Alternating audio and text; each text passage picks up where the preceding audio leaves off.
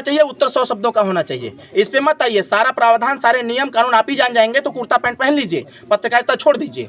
मैं आपसे कह रहा हूं, और जो काम हम लोग करा रहे हैं वो आपके बस की बात नहीं है। आपके बस की जो बात है उसको करिए, उसको लेके चलिए।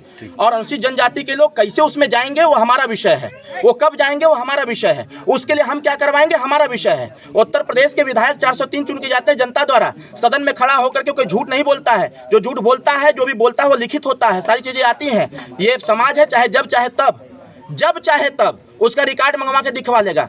उत्तर प्रदेश सरकार ने रोहिणी आयोग भी प्रधानमंत्री जी ने मंगवाया ना रिपोर्ट, क्यों मंगवाया? रोहिणी आयोग क्या है? सामाजिक न्याय समिति की रिपोर्ट क्या है? कोई बताएगा? नहीं बता पाएंगे। सामाजिक न्याय समिति की जो रिपोर्ट है 3 अक्टूबर 2013 का फैसला क्या है? आप बहुत बोल रहे हैं पत्रकार महोदय। 3 अक्टूबर 2013 का फैसला हाईकोर्ट ने क्या दिया था आपको पता है? नहीं पता है, नहीं पता है आपको, तो इसलिए प्रश्न उतने करिए जितने पर प्रश्न आ जाए, ठीक है ना। 3 अक्टूबर 2013 को अखिलेश यादव की सरकार में हाई कोर्ट ने फैसला दिया था कि जो 27% आरक्षण का लाभ है वह सिर्फ और सिर्फ यादव ले रहा है। उसने कहा कि अहिर, यादव, धूसिया और जाटा, ग्वाल, ये लोग मिल करके 27%, संविधान कहता है कि 60% से ऊपर नहीं होना चाहिए, ये 95% लेते हैं। ओबीसी की 79 जातियां, बाकी सब वंचित रह गई। इस पे कौन लड़ेगा?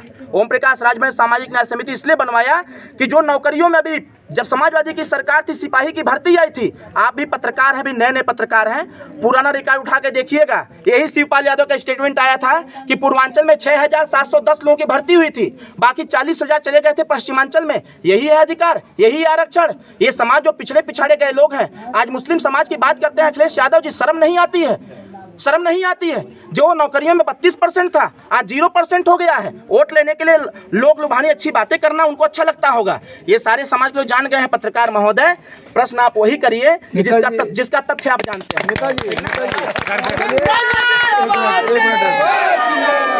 नेताजी एक मिनट रुकिए, पूछ लें नेताजी थोड़ा सा गुस्सा को शांत रखिए और थोड़ा माहौल को हल्का मैं कर रहा हूँ। आपने अपनी जानकारी बहुत सही दी है, तथ्य जब थोड़ा पत्रकार कड़ा सवाल करेगा तो सही तथ्य आपने जो बताया तो जनता की प्रश्न सही होने चाहिए पत्रकार महोदय। अरविंद राजभर कभी भी गुस्सा नहीं करता है, एक बात ध्यान रखिएगा। अरविंद राजभर कभी भी गुस्सा नहीं करता है। मेरी आवाज में ताकत है, मेरी आवाज में ताकत है, मेरी आवाज में दम है। और हम जो भी बात करते हैं वो तथ्यात्मक करते हैं, जो हम करते हैं वही समाज में कहते हैं।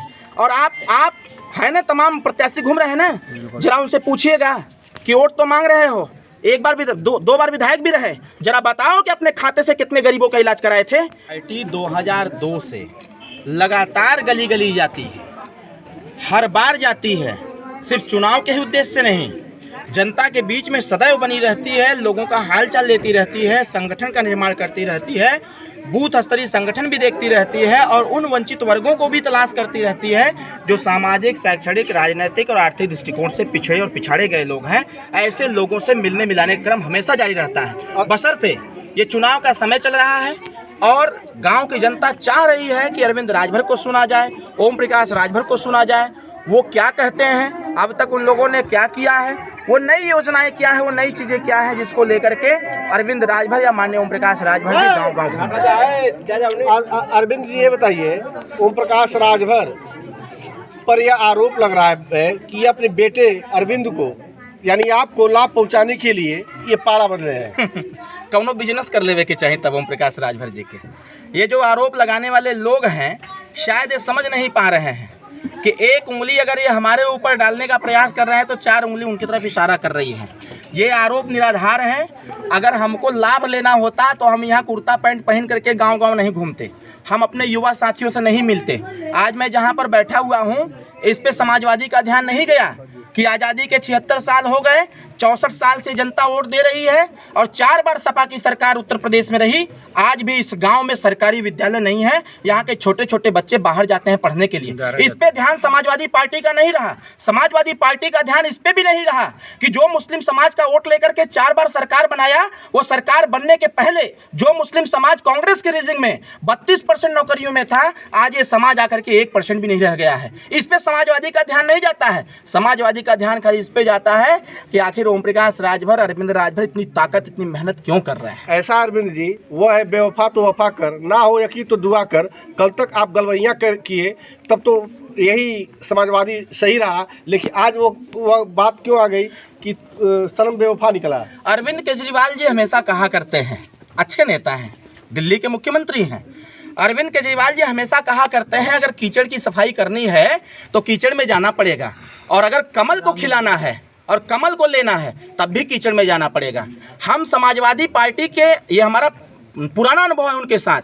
माननीय मुलायम सिंह यादव मुझे अच्छी प्रकार से याद है, आजमगढ़ के लोकसभा के चुनाव में भी हमने जो है उनको समर्थन दिया था, हमको धोखा मिला। हमने संत कबीर नगर में समर्थन दिया, खलीलाबाद में हमको धोखा मिला। उसके बावजूद अखिलेश यादव को हम युवा नेता समझते थे, टेक्निकल नेता समझते थे, काम करने वाला, लेकिन जब नज़दीक गए तो ऐसा पता चला कि अखिलेश यादव नेता नहीं, अखिलेश यादव भस्मासुर है।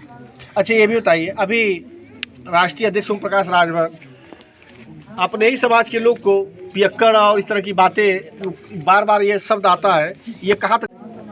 नेताजी उदाहरण देते हैं, मैं भी देता हूँ। ये लोग कहते थे कि जब इनके शिक्षा की बात करते थे हम लोग, इनके अधिकार की बात करते थे, तो समाजवादी के ही नेता कहते थे कि इनको शिक्षा की क्या आवश्यकता है, ये तो दारू पीने वाली जात है, ये जितना कमाते हैं उतने में दारू पी जाते हैं। इसी बात को हमारे नेता समाज के को जगाने के लिए और उन लोगों को जवाब देने के लिए बोलते रहते हैं जो इस बात को कहते हैं अब ये समाज दारू पीने वाला नहीं, अब ये समाज पढ़ा लिखा हो गया है, ये समाज आगे बढ़ रहा है। इस समाज का पुराना इतिहास रहा है, इस समाज ने मिल करके इस देश की रक्षा सुरक्षा किया था। अरविंद जी, एक लास्ट सवाल, अभी ओम प्रकाश राजभर अपने राजभर समाज को एसटी का दर्जा दिलाने की बात कर रहे हैं, शेड्यूल ट्राइबेज की।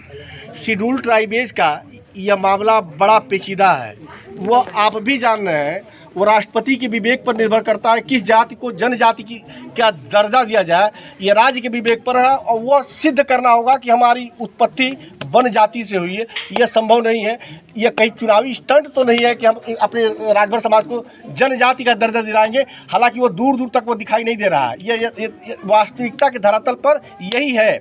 जो शेड्यूल ट्राइबेज की परिभाषा जो मैं जानता हूँ उस पर जो है कहाँ तक सिद्ध वो आपको लग रहा होगा, वो आपको लग रहा होगा, इसकी पहल हम करते हैं।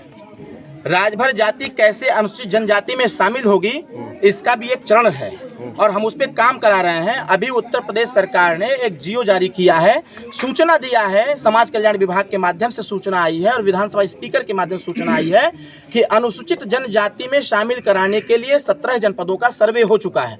और सर्वे में यह पाया गया है कि अभी 17 जनपदों का हुआ है, सर्वे में यह पाया गया है कि राजभर जाति उस कैटेगरी में आती है जो सामाजिक, शैक्षणिक, राजनीतिक और आर्थिक दृष्टिकोण से पिछड़े और पिछाड़े गए लोग हैं। भारतीय संविधान कहता है कि हर 10 साल में सर्वेक्षण हो और सर्वेक्षण के बाद जो भी जातियां इस स्तर से पीछे और पिछड़े गए लोग हैं, ऐसे लोगों को उस श्रेणी में रख करके आरक्षण का लाभ दे करके आगे बढ़ाया जाए। अरविंद जी, शैक्षणिक, सामाजिक और आर्थिक जो बात कहे, ये जनजाति की परिभाषा नहीं, जनजाति की परिभाषा यह है कि वे जनजातियां, जनजाति वह है जो शिक्षा सामाजिक क्षेत्र में दूर है, जिसकी उत्पत्ति वन जाति से हुई है, आदिवासी से हुई, वो जनजाति है। इतिहास पढ़िएगा, पता चल जाएगा। ये इतिहास 1000 साल पुराना है और लगातार राजा सुहेलदेव राजभर जी की मृत्यु के बाद इस जाति की क्या स्थिति रही, ये वही जाति है। जब संविधान का निर्माण हुआ तो संविधान में यार आप प्रश्न करिए, उत्तर मेरा काम है देना, बहस मत करिए इस पे। समझ में आया आपको? आप प्रश्न करिए, उत्तर हम देंगे, और नहीं तो आप यहाँ पर ये प्रश्न हम आपसे कर रहे हैं। आइए आप यहाँ बैठ जाइए, हम वहाँ खड़े होकर प्रश्न कर रहे हैं। हम भी मास कम्युनिकेशन पढ़े हुए हैं, पत्रकारिता हमें भी आती है, हमने BHU से मास कम्युनिकेशन किया है।